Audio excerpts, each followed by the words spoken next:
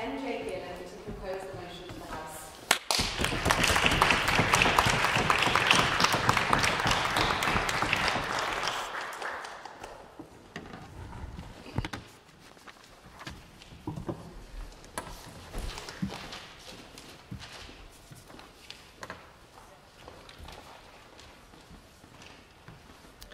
Ladies and gentlemen of the College of Historical Society, ladies and gentlemen.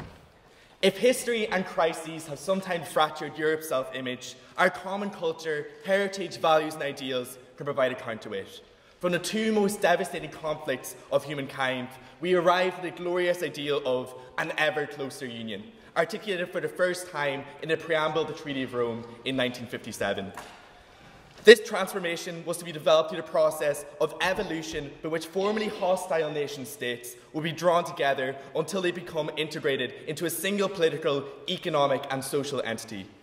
Europe is a unique mosaic of cultures and peoples and values that have developed over the long course of their respective history. We, as European citizens, are indeed united under the motto of Veritate Concordia, to be translated as united in diversity. Churchill, in 1946, addressed the very question of the United States of Europe, saying that we must build a kind of United States of Europe as we see nothing but good and hope in a richer, freer, more contented European community. The federalist ideal of an even closer Europe, considered as a fundamental inspiration for the European integration, continued to remain the motive force behind the formation of the European Union. The present-day image of the EU, rather far from resembling an original idea of federation, can be defined as a political, economic, social and legal hybrid with a combination of federal, confederal, supranational and intergovernmental features. Many Eurosceptics and anti-federalists strongly advocate that the EU will never fit into a federal system, for it is highly unrealistic and improbable.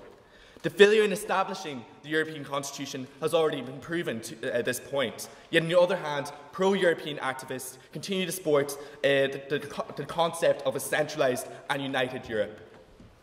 So this debate raises several questions. Should the EU grow into the United States of Europe? Will it ever be successful in accommodating federal, social and economic arrangements? Is there enough political will for far more manoeuvre towards federalism in a highly diversified and differentiated Europe?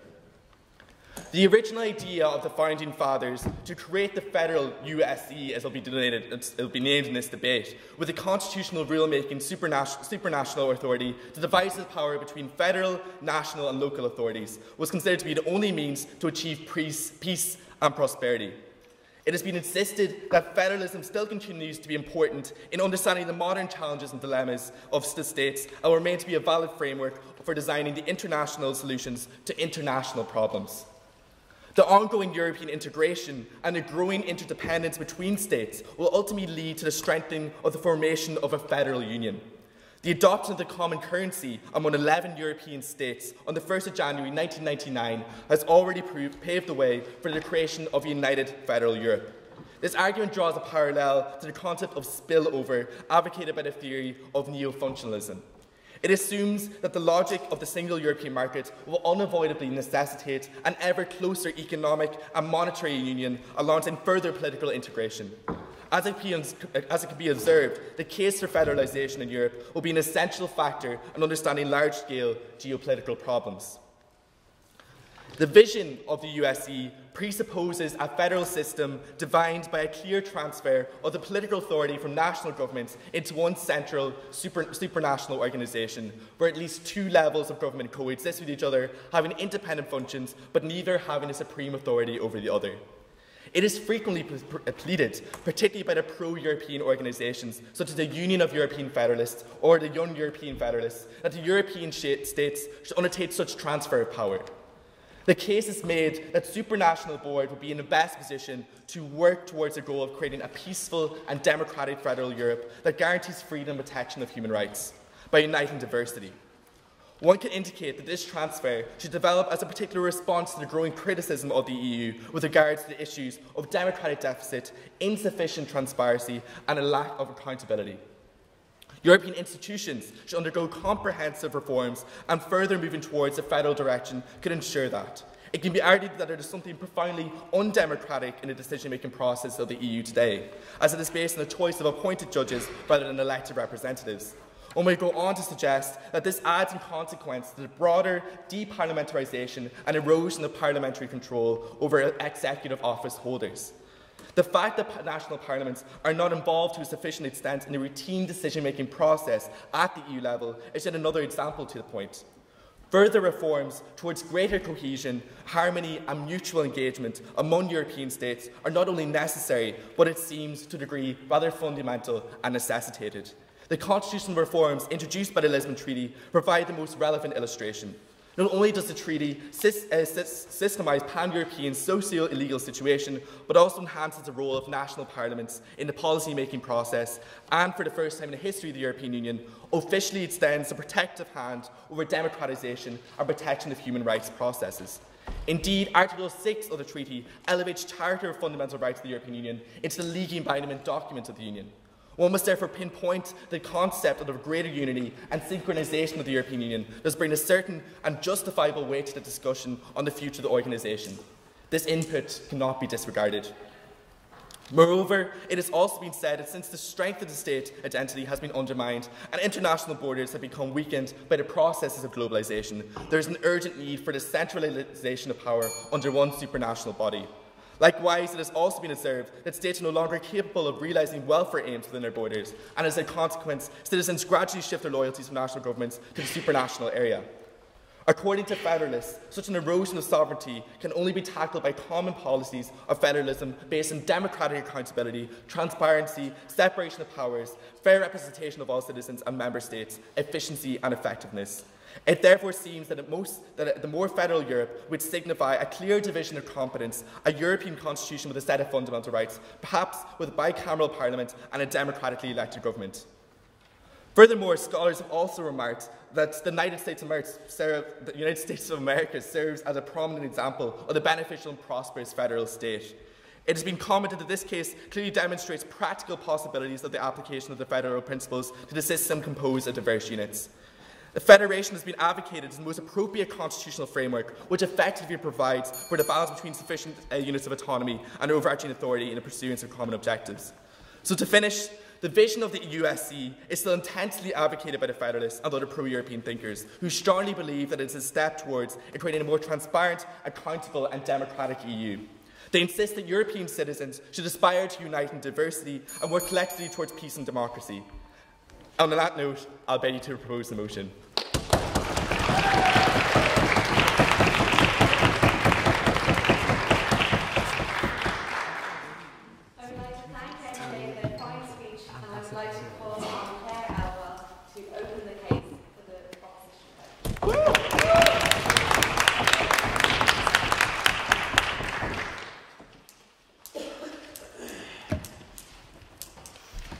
Ladies and gentlemen, thank you for the floor.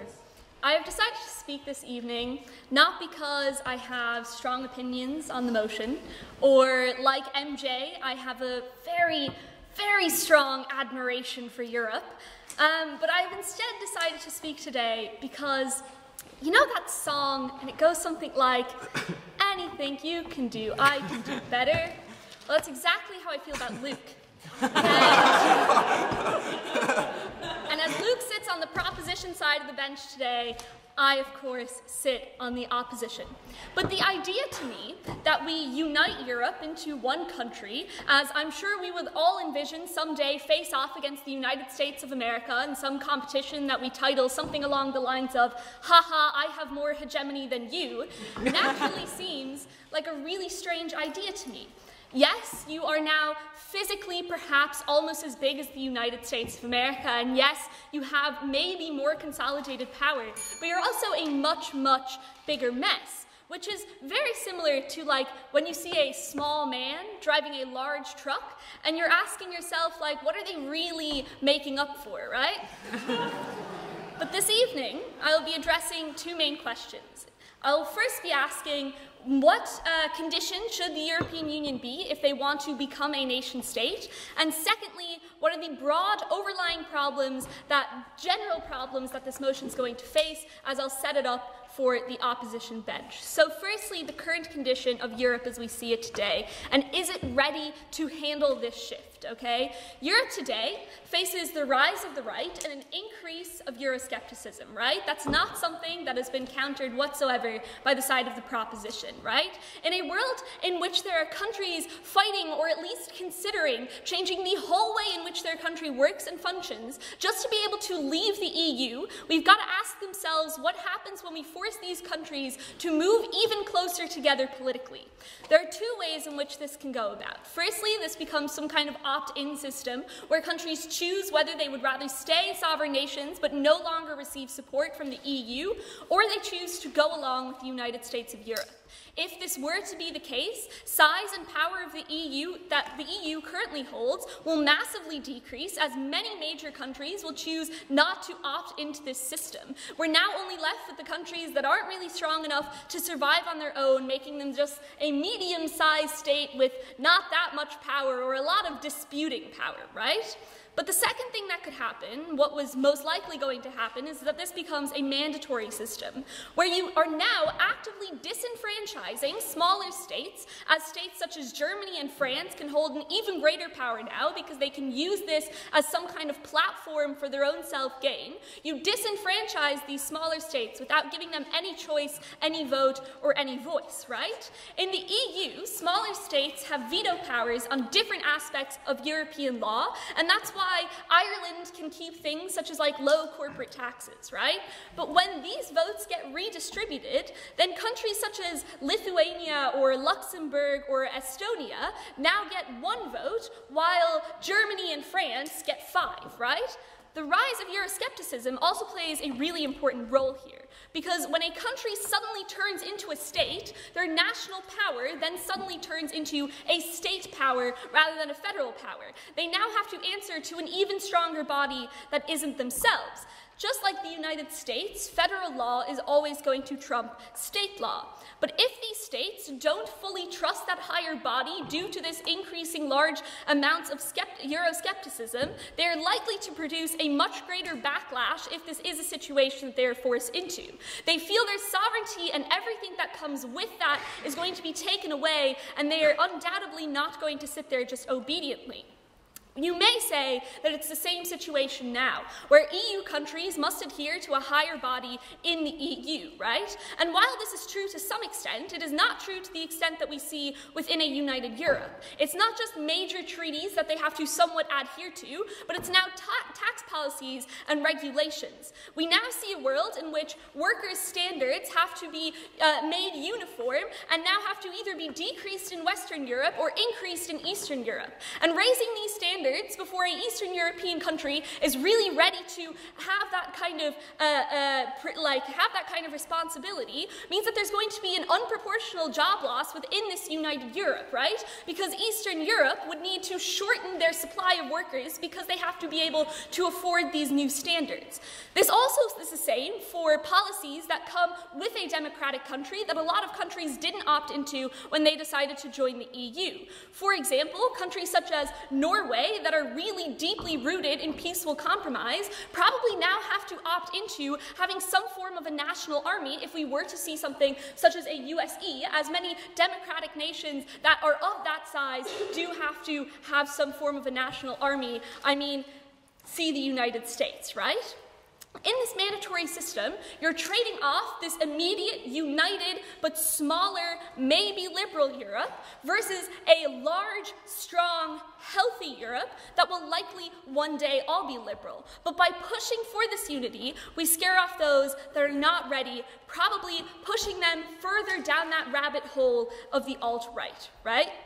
Some general worries that we're going to be talking about are democracy and nationalism, right? Firstly, on democracy, I think surely one of the main reasons, and one of the reasons that MJ talked about, that people want to see a USC is to ensure this greater sense of democracy, right? But note that, as I already talked about, votes need to either be diluted to the point where the votes of smaller countries are going to mean a lot less than the votes of larger countries, so larger countries can use this as a form of platform, or they are going to just stay the same, right?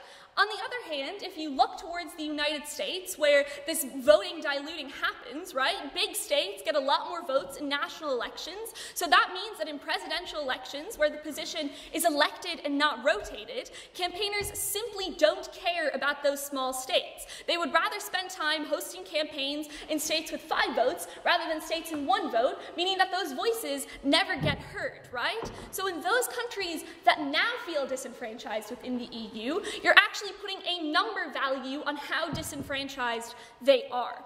I think something we also need to discuss just towards the end is the pros and cons of nationalism are something we're going to hear about a lot within this debate. Because many complain about citizens feeling Irish or German, but not citizens feeling European. Yet I think we can say this for many things, right? If I were to say I'm from Michigan, I don't think I can relate to someone that is from Texas, right? I think the form of nationalism that they assume 28 countries can just gain one form of nationalism is going to be deeply flawed throughout this side of the bench. For those reasons, because nationalism problems aren't going to be solved, because democracy stays the same or gets worsened, and all the above, please vote opposition.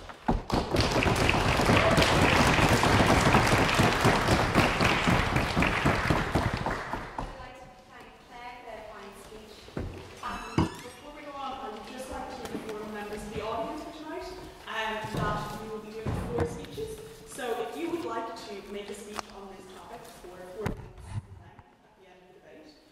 Please pass up to us your names and decide if you'd like to speak on. We really encourage people to do so. Thanks. I would like to now welcome Nick Kennedy to continue the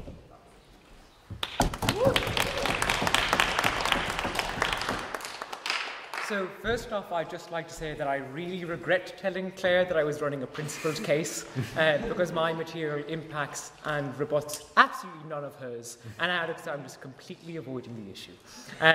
So ladies and gentlemen of the College Historical Society, ladies and gentlemen, when, in the course of human events, it becomes necessary for one people to dissolve the political bands that have connected them with another, and to assume among the powers of the earth the separate but equal station to which the laws of nature and nature's God entitle them, a decent respect to the opinions of mankind requires that they should declare the causes which impel them to separation. These words are as true today as they were 2.5 centuries ago, when a group of idealists set out to found a new kind of nation, freer than any that had come before.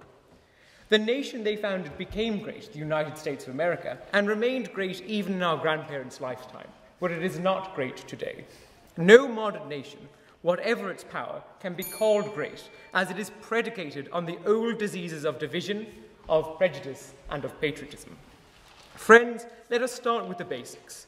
What is a people but a group of human beings united by a common bond, not of blood or geography, but of friendship and trust? What is a nation? It is a government formed by a people to protect that common bond with common laws, so its members may enjoy life, liberty, happiness, justice, and all those rights that we love. Then Aisht, Ireland is no longer your nation. Your nation is the friends who live and work with you in England, Germany, Poland, from all corners of this union. Your nation is those you went to school with, who cheered beside you at games, who grew up with you, traded intimacies with you over the internet, and still today break bread with you in your own home, in whatever EU state it stands. In the past, we defined our two as the little kingdoms that subdivided Ireland by the distance a man could ride in a day. Borders served, therefore, to confine our worlds, to protect the inhabitants from the things that they did not know and from the things that they had not seen. As we travelled further, our borders expanded, pushed out by the speed at which we travelled. Look at the Roman Empire, which was held together not by the will of the Senate, but by the strength of its robes. Movement of people in enclosed circuits is what makes a nation. It makes no sense to build walls and fences between areas with free and fast movement. When we develop speeds, we open ourselves up. So opposition must tell us why, then, that when it takes an equal amount of time to travel from Dublin to Cork and, say, Dublin to Athens, in one case I must cross, a multitude of borders through the air, and in the other one it's all within the one country. Opposition, as much as anything else, must justify why I only cross a border in one of these situations. The many lines and borders, therefore, that scar our continent must be healed. Under the status quo, every border exerts huge pressure on the small land it fences off from the rest of the world. Take France, which, under the status quo, is incentivized to suppress the languages of cultural minorities to protect its internal cohesion. Deviation is not in the interests of such relatively small states. France is quite small compared to the United States. By contrast, inclusion is what makes the EU strong. Irish is an official language of the union that promotes the interest of such minorities. With too many systems to entertain any policy of uniformity, the EU thus derives its strength from that inclusion. The formation of an EU state, then, liberates these minorities from the yoke of borders, giving them the space to breathe in a non-threatening superstate. Friends now ask, what is citizenship? But the state collecting individuals, not because they have enjoyed the fruits of its soil or benefited from its protections, but because by chance they were born within the blotch of colour on a map that it chose its own. No, thank you. We are not born free, but shackled to a tiny nation with its parochial taxation, its petty politics, and its local ambition. Each and every one of you is tied to the land you were born in. This is not the sovereign independence of the free, but the weighty restrictions of division, of bureaucratical classification and prejudicial assumption.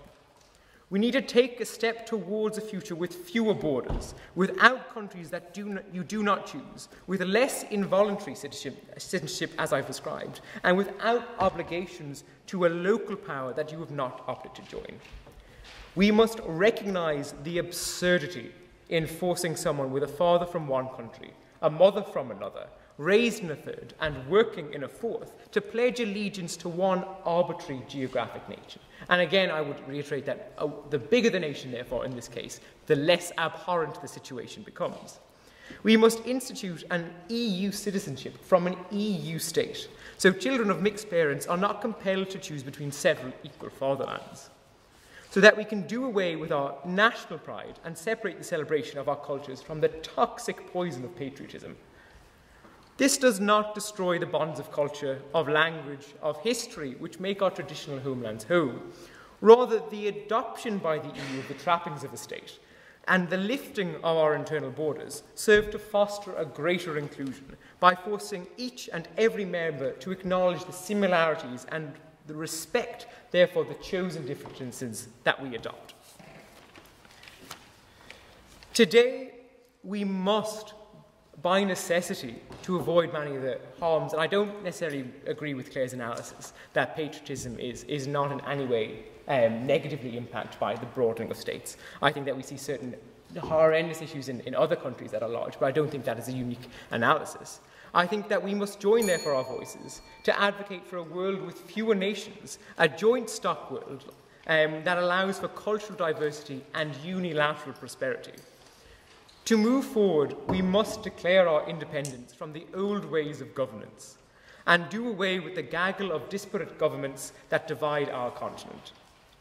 We must recognise that the justifications for the status quo for 27 separate states, or however many states are in Europe, I study science, so I have actually no real conception of what the EU is, are of a weak and dwindling relevance. We must recognise, therefore, that we need to change. Thank you.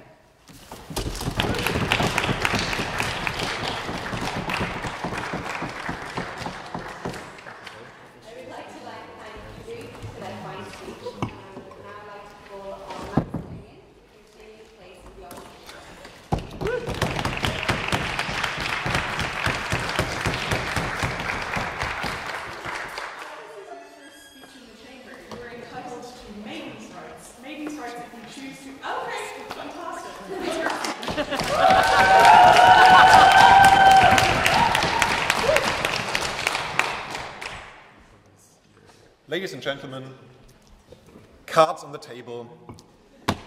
I believe that a united Europe would be a wonderful thing.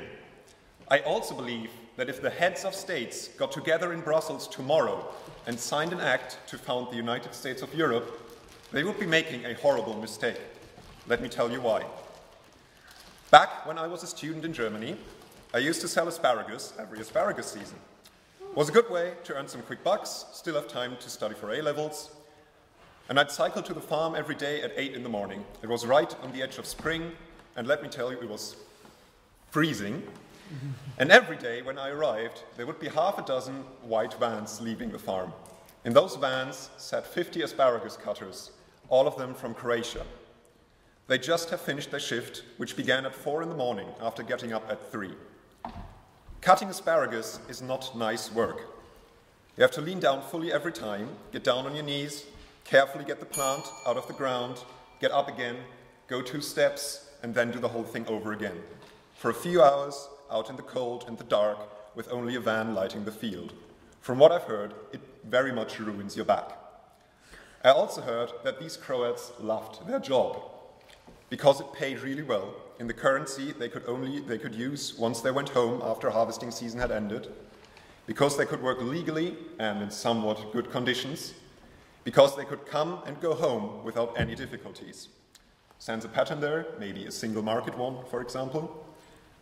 Let me tell you, I would have failed my A-levels if not for those asparagus cutters. Because as it turns out, if it's raining, nobody comes out to the little shack in the middle of the field to buy asparagus. And that makes for very comfy learning. So the EU saved my A-levels. Because not only did the single market allow the cutters to do their job, but without EU agriculture money, every single German farmer would be broke by now. That may be a slight exaggeration, and let's also not forget about the African farmers, which that EU agriculture money sentences to eternally drown in Dutch tomatoes or Spanish melons or, of course, Irish beef. But the farmers got their money and the cutters got their freedoms, and I got my A-levels. God bless the European Union. But do you think anybody on those fields was thinking, I'm trying, I really am, but a united Europe would really make my life so much easier right now? Do you think they went down on their knees and said, O Juncker, as thou art in heaven, when will you bring us to this new Jerusalem? No, because that is not what European Union will be. The priorities are all out of whack.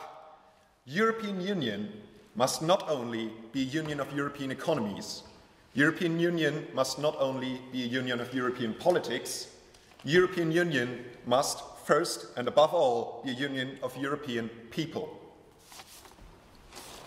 On the day that Europe will be united, there will be no singing of the Ode to Joy. Well, there can't be, because the European hymn version doesn't actually have lyrics. We can't have Europe sing German lyrics now, can we?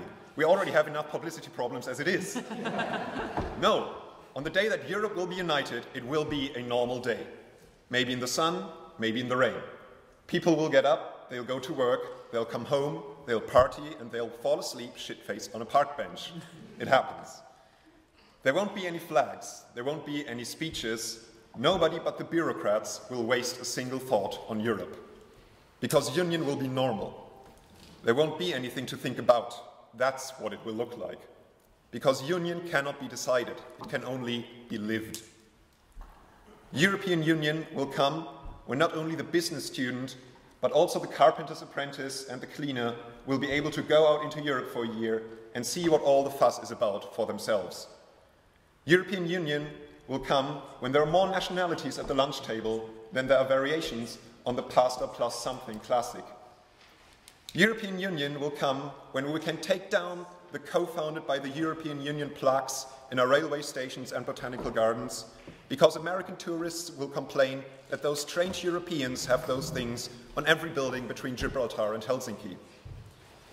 European Union will come when the last beleaguered Brussels bureaucrat has labeled the last banana ready for the single market, and Poles and Spaniards can make the same jokes about unnecessary regulations. That will be union. We've seen our share of unity by decree in Europe. Let's see, for example, the United Kingdom. Acts of Union, 1707 and 1800. Very popular around here, I've heard.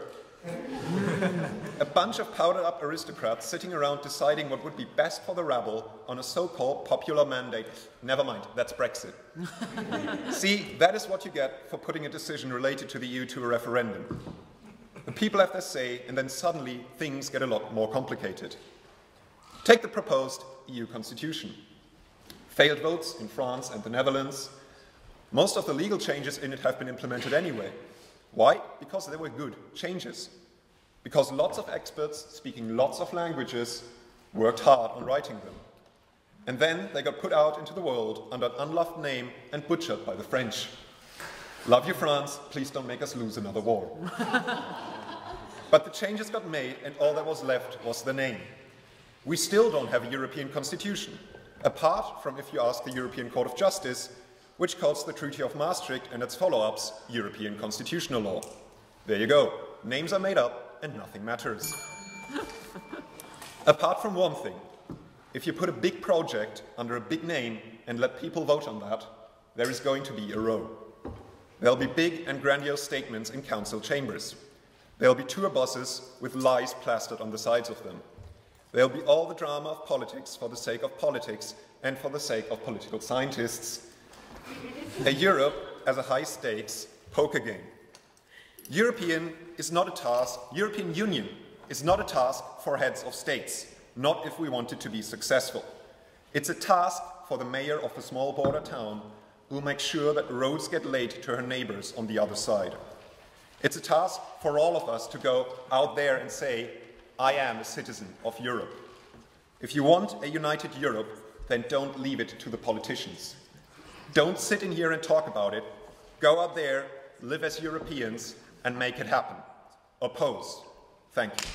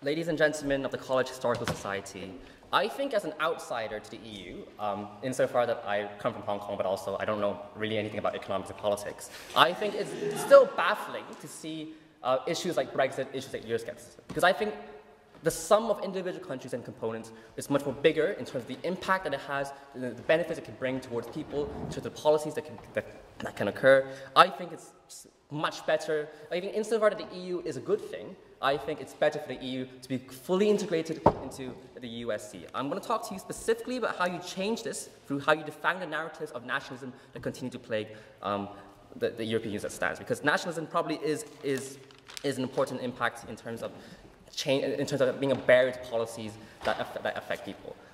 So just recognize that. I'll talk to you about that before on just a bit of rebuttal to what we've heard from the opposition bench so far. Because first of all, recognize that insofar that they come up and say Euroscepticism exists, you only make things worse. I think insofar that we believe Euroscepticism is important, I don't think they give you a mechanism as to how you change it. I think if you look at the current status quo as it is, you see right-wing parties, right-wing populist governments that continue to poll well and will continue to poll well in the foreseeable future, right? I don't think any of this changes, right? But secondly, when they talk to you about issues about, the thing is, if you do this, right, countries either, they all join and you dilute the power that individual countries have. I would note that this dilution of power isn't necessarily important in the context of the European Union, right? Because recognize that by de facto, the European Union as it stands already is to some degree a federation of states. There is to some degree immense control over the policies and economics that country A has over country B, right? So just look at, for example, right, the True Finn Party, I think the right-wing nationalist party in the Finnish government. They tend to be a very small, they tend to have a very small command of the Finnish electorate, but they still manage to have an influential say in things like, I don't know, Greece bailout program as it stands, right? And I think that probably is problematic because insofar that dilute the power, this doesn't make sense to me because they're already, like, just the policies that the country X has in the European Union already has tangible impact that it has on country, why in the European Union, right? Just recognize that the integration of different countries and different economies and different policies probably means that insofar as you dilute the power, it doesn't really matter because everyone already has a different say in economic union. If anything, we're formalizing this, we're making things better. But at the same time, right, recognize that even if we integrate into a federation of states, I still think there is an incentive to appeal to the most marginalized voters in the European Union, because there is an incentive for any politician if you want to win a position, if you want to be able to make change, you still have to appeal to the most marginalized in society. In fact, you probably have an incentive to do so to a greater extent because the fact that they're marginalized probably means that no one else out there is actually catering to their needs, to their wants. Just so recognize that that's important. On to why you change nationalism. I think it's important to note that issues that the EU faces, like terrorism, like the lack of data sharing, which means that terrorist attacks can occur very frequently and very badly. If issues like tariffs that causes economic losses because you somehow reduce economic efficiency, and things like climate change, all of these are important issues that need to be addressed. Nationalism, however, harms this process because it means that if you focus on your own government agenda, that government agenda becomes less impactful in terms of being able to decide that I care about certain issues because it's not in my government's agenda to do so, right? They can change it on their side of the house by reforms and stuff, but I don't think that comparatively you change the structural reasons, right? The structural reasons as to why you don't get change in any of the issues that we want to care about is because people believe in a nationalist agenda, which means they can use an excuse that my government doesn't want to do X, Y, Z, and therefore we don't have to do X, Y, Z, when X, Y, Z and changing these are probably very important. Nationalism is bad because you get worse policy outcomes at the point that you have economic tariffs that stifles economic integration and the free market. When nationalism leads to issues like immigration bans, internal immigration bans, or if you look about on a daily basis, xenophobia tends to occur about at a point that nationalist governments continue to promote nationalist agendas that legitimizes violence on the streets because you are defending your country and your arbitrary honor, whatever that means. So all of that is important, and this is particularly important because I don't think anyone living in the EU or living outside of the EU chooses the kind of conditions that they're born in. No one has access and control over the conditions and the life that they want to live under at the point that nationalist-driven agendas leads to worse policy outcomes that affect these particular people. I think that's just a bad thing. Why does this change on our side of the house? 4 reasons as to why nationalism is reduced. First of all, there is a signaling effect. At the point that this becomes a reality, you are signaling to people that this is a new European age, therefore you probably see yourself as something bigger. I think it forces a re-evaluation of the person you are in society and the way you want to be perceived. And important. But secondly, also recognize that nationalism under the current status quo is premised partially on the idea that there's a national border and a degree of national sovereignty that gets to control however you see yourself. I think it's the fact that, I don't know, people say the British are the British because they subscribe to Brexit, but also the Brexit idea is they are uniquely British because the idea of the Brexit they subscribe to is uniquely peddled to them by the British government. The second thing of why you change nationalism is also because you change the incentives of the politicians, right? Because at the point that there's an incentive, at the point that you dilute the electorate, at the point that you make the entirety of Europe a new political electorate, right? What this changes is that the thing is, it uniquely changes the way white nationalism occurs because now the reason why politicians peddle nationalism is because they peddle nationalism to sell votes, right? At the point that you remove this, they have no incentive for them to stay unique, to be different. But I think secondly, it also changes the way, it also signals to other people, at the point they are now incentivized to care about other people outside of the electorate to get voted in, it signals to people that we care about you and that and presumably the policies that they pursue are also policies that affect everybody in its entirety, which means that you are more likely now to see them as a unique individual, as a person who caters to all, as opposed to specific minority and exclusionary things. But I think the important thing is also the policies that presumably that we have on outside the house just changes the daily interactions you have with people, right? At the point that we have immigration reforms that allows people to really interact with like a Polish worker to come freely to the UK, for example, what happens is that you now get to work with more of these people, you live your life, you share a flat with them, and you go to the movies together because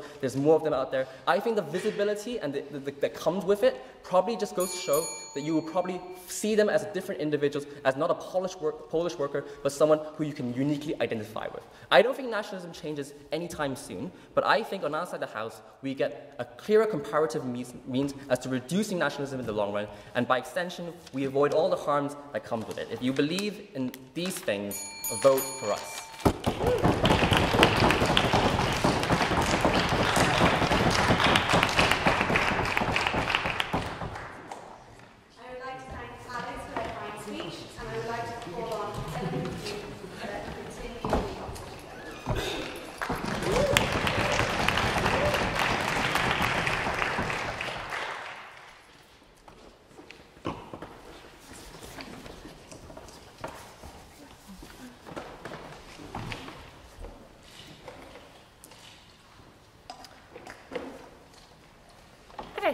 Good evening, everyone. My name is Ellen McKee, and I'm here this evening to oppose the motion that this House welcomes a United States of Europe. I'm feeling a little bit underdressed tonight because I forgot my change of clothes at home, but I think I'm going to use this as a metaphor as like how you shouldn't change yourself just to appear that you have a higher status or of like a higher political power than you already are when it isn't necessary. So I'm just going to preface the speech with the fact that I'm actually a big fan of the EU. So much so that myself and MJ had an intense debate with the Eurosceptic and Workmans the night of the RNL, during which we extolled the virtues of the European Union. I visited the European Parliament, I've gotten my free Interrail pass. Fun but slightly sad fact, I grew up reading comic books about European integration and the formation of the EU, which are actually really good comics. Like they use an analogy about different kingdoms warring over ice cream, which I could really get behind as like an 8-year-old. So long story short, I thought that arguing against further European integration would be difficult. But the more I looked into it, the more I've become convinced that the creation of a United States of Europe would cause more harm than good. Now, many of my points actually deal with nationalism, which was brought up earlier, and probably better by the first member of the opposition. But it clashes quite a lot with what Alex has just told you. So I'm going to address some of what he has said. So Alex told you a lot about why nationalism leads to bad outcomes, and we agree with this statement. But we agree that nationalism actually increases more on our side of the House and the bad outcomes along with it. Because when the EU attempts to further EU integration beyond a point where people believe that they have control over their own country and their own policies and their own borders, we believe that nationalism actually increases. And Alice just does how the creation of the United States of Europe would dilute the electorate, so that nationalists, politicians, wouldn't bother implementing nationalist policies or whatever, and this would lead to a decrease in nationalism. But if other countries refuse to accept membership because of their nationalist values, this dilution of the electorate comes too late to stop the tide of nationalism that would increase on our side of the House. So I don't think that that dilution of the electorate actually applies in this situation. So I'm just going to back to the main part of my speech. I'm probably too late to start talking about what a United States of Europe would look like, but I'm going to do it anyway, because I had 3 other essays to write and no time to be creative. So I think it's fair to say that the USE would follow a similar federalist system to the USA, with the power divided between the federal government and various state governments. So in the USA, for example, the federal government determines foreign policy and has executive power with regards to declaring war, determining treaties, and controlling imports and exports, along with having the sole authority to print money. The state governments in the USA share authority over taxation, business, regulation and environment with the federal government. So far this is sounding a bit similar to what we already have here in the EU. So what is it about a federal system that makes it bad for Europe? So one of the key differences between a federalist system and the intergovernmental system that we have now is that of identity. So in the United States of Europe, citizens of different states would no longer have a national identity, but a European one. In a utopian world, this transition would be seamless, but in reality, this would pose highly significant problems. So the first thing is that many countries in Europe, such as Ireland, have historically struggled and fought for national independence, and as such have a strong sense of national pride, or at least place a high level of importance on their national identity. Therefore, asking or forcing citizens to relinquish their national identity would undoubtedly lead to severe backlash against the idea. And related to national identity, this was brought up earlier as well, countries with the EU have different stances on neutrality, like with Sweden, Finland, Ireland and Austria being neutral. If a federal government controlled foreign policy, it would compromise the neutrality of these countries and again lead to backlash against the idea. I believe the concept of national identity to be of the utmost importance in this debate, because you can talk about economic and social benefits all you want, but as we saw in Brexit, woohoo, I got through like half my speech without mentioning the B word, and these factors aren't as relevant to the majority of the populace. Unfortunately for everyone, that isn't the last reference to Brexit in the speech. I will come back to it soon. And when I say backlash against the idea, that doesn't sound like particularly important, but if you look at it in a broader context, backlash against certain aspects of European integration often becomes opposition to European integration in general. Like if Europe continues to seek more authorities over their members and eventually seek to become a United States of Europe, this opposition will only grow and grow. This attempt at further integration will actually lead to increased division in Europe, with lines being drawn between the states in the USE and countries who refuse to join. I think it was Luke earlier discussed how that United States of Europe would lead to less borders within Europe, and I think that's actually the opposite, because what we'll have is more countries deciding that they want to opt out of the system, and this will lead to a complicated negotiation process that we're seeing right now, with more and more and more hour, month, year-long processes of people trying to define where borders are, and whether it be a hard border or soft border or whatever. Nobody understands borders, and I don't think it's realistic to say that this United States of Europe will actually lead to a lessening or a simplification of the border process in Europe when we already have free travel and open borders between the countries in Europe. I think it's more important that we keep all of that and that we keep the benefits that we have of open borders than try and compromise them just by eradicating national borders. And I don't think that would work. So the proposition they kind of talked about economic benefits and so on, but these economic benefits won't be felt by the countries who do not choose to become part of the United States of Europe. In fact, these countries will probably be worse off than they are right now within the European Union, because the United States of Europe is more likely to be a development of the European Union than an addition to it. And in a world where nationalist ideals are becoming more and more prominent, the amount of countries who refuse to relinquish their national identity is more likely than ever to be high, meaning that many countries will not choose to be part of the USE. So in 2017, YouGov polls showed that public support for the United States of Europe was actually quite low in most countries, with even the highest countries like France and Germany not showing enough support for it to be passed in a referendum, assuming that the response and polling rates would be the same. So if you talk about economic benefits, it's actually going to leave many countries in a state worse off, which is going to cause more harms for more people, and that there are just harms that you don't get on our side of the house. Because on our side of the house, everyone's benefiting within the European Union from the current trade policies and everything like that. So in conclusion, the current climate of growing nationalism is incompatible with dramatic integration that the United States of Europe would bring. In order to keep the European Union united, the EU must recognise the limits of that unity and respect the boundaries and wishes of the member countries. So in the interests of a united Europe, I therefore urge you to oppose the motion that this House welcomes a United States of Europe.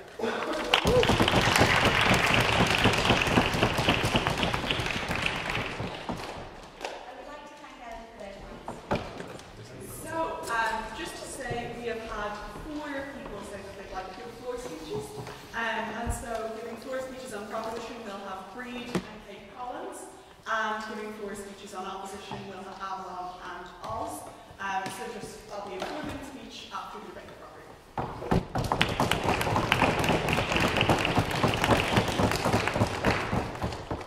would like to call Kieran Howell to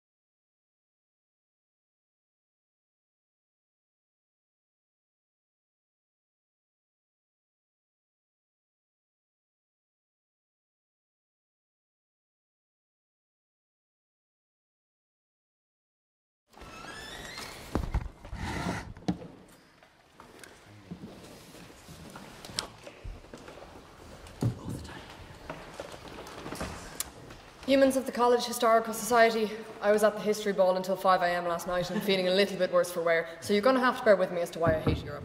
Short answer, I don't. I love Europe. I love arguing Brexiteers into the ground. I think the European Union is the ultimate testament to our otherwise precarious modern age and a much more stable arrangement than any United States of Europe could ever be. I've already indulged in a mention of Brexit and I'm only 10 seconds in, but I've a lot more faux pas to come. Prepare for me to mention Donald Trump at some point, but for now, let me tell you why the United States of Europe is not a feasible alternative to what we have today. I have 2 main points in my speech. Firstly, that a USE could not be constructed as a democratic power, and secondly, that this idea completely disregards the nationalistic tendencies of Europe, as has been central to this debate. So, the proposition bench have brought a largely ideological case in which common bonds and nationalisms can be constructed and reconstructed. However, though these bonds certainly are arbitrary and probably unnecessary, what they are is strong enough to fuel conflict and instability should we try and supersede them with the USE in the current political climate. Wonderful as it would be to do away with nationalisms, our case is grounded in pragmatism rather than ideology. So, the idea of creating a USE, as we've heard, implies a much closer association than the current EU arrangement, and therefore some kind of federal government in which regional authorities are unified under a single political system. If we act on the assumption that we want to preserve democratic government, which I presume we do, democracy is usually a good thing, then this simply cannot be executed. For a start, the European Union, never mind Europe as a whole, is a massively diverse collection of nation-states. In any United States system, you would need to ensure fair democratic representation for this huge variety of interests, be they economic or political, which I bring before the House is pretty much impossible to do. If you instituted a one-man, one-vote system across such a vast swathe of territory, the countries with the highest populations would dominate, as has already been addressed. So Germany, with their 80 million, France's 65 million strong populace, would completely overshadow the interests of, say, Malta. Yeah. So instead, should we persist with the current undemocratic EU structures that are currently in place, or dissolve the greatest peace-building project and economic bloc that has ever existed in human history? See, we are not standing up here and arguing that the EU is perfect. We are arguing that if we dissolve the EU willy-nilly, or if we tried to institute a United States of Europe, what it would do is spark nationalist conflicts, which I will get into later in my speech. So such a system would inevitably place small countries in the position of allying with regions of greater populations and ultimately having to compromise on their own interests, as has been addressed. An opt-in system or a mandatory system would undermine unity. So those of you who, like me, were really cool kids at school and did a lot of Model United Nations would be big fans of national sovereignty and not so big fans of it being impinged upon. So MJ suggested that globalisation has undermined national borders to the point where we can now institute a United States of Europe. However, we would argue that this has not yet occurred to such an extent to allow the creation of the USE. So it would be against the interests of small nations to opt into a United States of Europe, and more than this, it would also be against the interests of larger countries to perpetuate the idea that they are somehow dominating Europe. There's already a perception in some countries, and I'm not thinking of any United Kingdoms in particular, that other European powers are exerting dominance over them. And it's this Eurosceptic image, whether it is strictly fair or not, and whether or not a USE would retain a certain respect for national borders, which has come to jeopardise the stability of Europe. It's been more than 100 years since Germany invaded little Catholic Belgium. Let's not perpetuate the conception that this is happening once more. So, in that respect, I've already done away with one possible democratic model, namely that of one man, one vote for a United States of Europe. If we look at another model, that of an electoral college, we can see once again that the democracy of the United States of Europe would be severely undermined from the outset. If, like the United States of America, Europe came to operate under an electoral college system in which votes are distributed on the basis of population, it would face exactly the same problems which compromise the democracy of the USA, as well as its own problems brought on by the sheer diversity of Europe.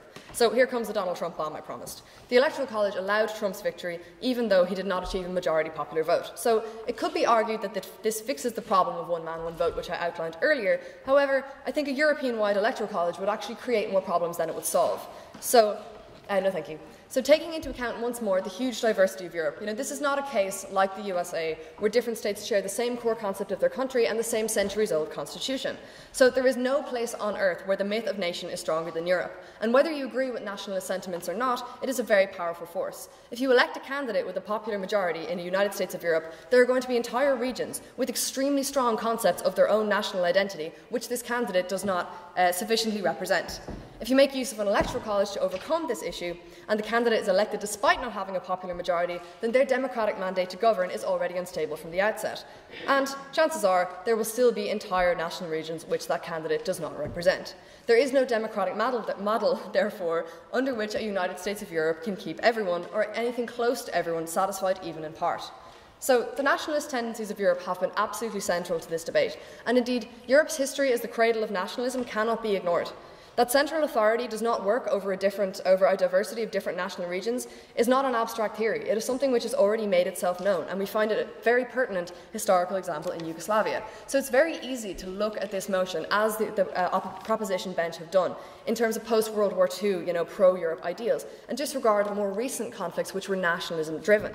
So Yugoslavia was definitely the most ambitious attempt to create or to unite a diverse group of states. It's probably the most ambitious attempt that Europe or the world has ever seen at such an endeavour.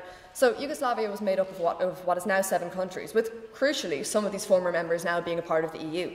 So despite being relatively successful for 50 years, the mechanisms which caused Yugoslavia to collapse definitely illustrate the dangers of centralising powers within an irreconcilably diverse range of territories. So to put it very simply, nationalistic tendencies won out over the benefits of federation and centralised power, and regional and ethnic tensions dissolved into horrific civil war. In this way, you can already see that centralising power over such a range of territories as Europe, each with their own national identities, actually undermines the very stability which the idea of unifying Europe seeks to create. To say we would not welcome a United States of Europe is not to say that the European project isn't a worthwhile enterprise, merely that to unify Europe into a federation would show a senseless disregard for her history and put all of Europe at a risk of such nationalism-driven conflicts. Maybe in a world where nationalism can be put aside in favour of central authority, a United States of Europe would be feasible. This is the world which the proposition have brought to us, but unfortunately, we don't live in that world. It is the very diversity which creates the richness of Europe, which means that it cannot enjoy centralised authority for the whole continent. As long as people remain attached to their disparate governments and nationalities, which they very much do, a United States of Europe would be a detriment to European ideals and instead fuel the fires of nationalism. For these reasons, and for many more, we are not in favour of United States of Europe. However, I've left to last my most important point in opposition of this motion. If we welcome a United States of Europe, what would become of the Eurovision Song Contest? We beg to oppose.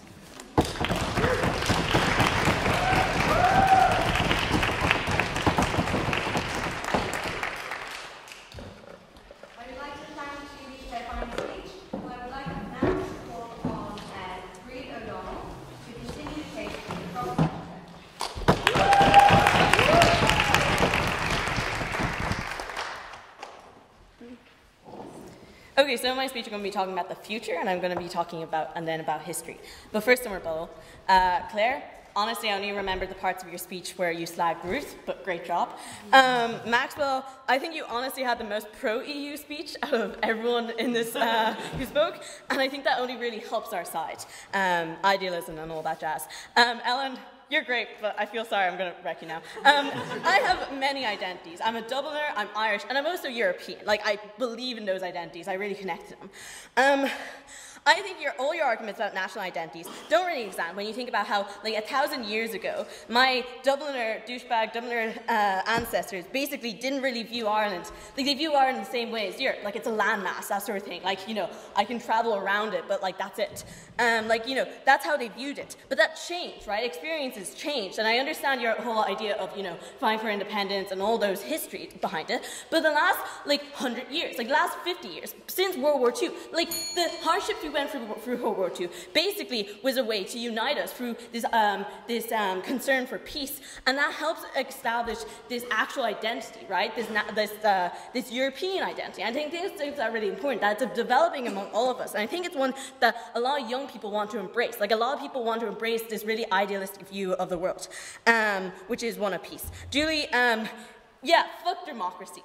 All democracies don't work. I think in Ireland, democracy isn't perfect. Loads of people complain. Euro people complain about Dubliners, right? That, they don't have as much representation. But that's how it works. And the only reason we keep doing democracy is that basically all the other options are bad. So I don't really get your points don't really stand, because it's just being democracy on a bigger scale. Which I'm going to explain why that's a good thing, right?